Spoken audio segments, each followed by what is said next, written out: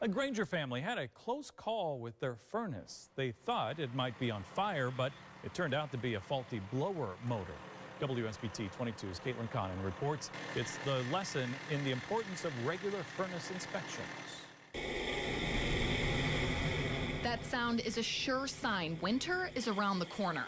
For Kathy Ebler, the sound of her furnace kicking on was a bit of a warning sign. I was almost waiting for the day for it to break, so it was 18, 19 years old. But she always had her furnace inspected every year. It's almost like not waiting for a problem to happen. Like they were there to inspect, to check, to make sure that everything was working properly and in the right condition. James Olesen with Home Comfort Experts says a newer furnace won't be so temperamental. Most of today's furnaces, and we're talking 15 years and newer, even some a little older than that, do have enough safeties built into them that if something like that happens, the blower motor goes out, there's temperature limits all over this furnace. If it just gets too hot, it's going to shut itself down. But those newer furnaces still need maintenance, like a clean filter. A filter that's completely plugged will make that blower motor work harder and harder to pull the air through the filter and supply it to the house, therefore over-amping the motor, therefore running it hotter, so on and so forth. That's something an HVAC expert can help with during an inspection.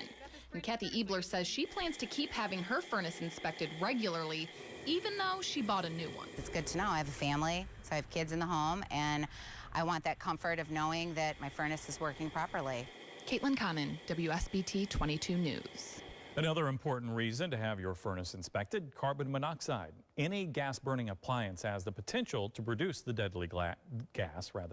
An inspection by a professional can point out leaks and cracks that might increase your risk.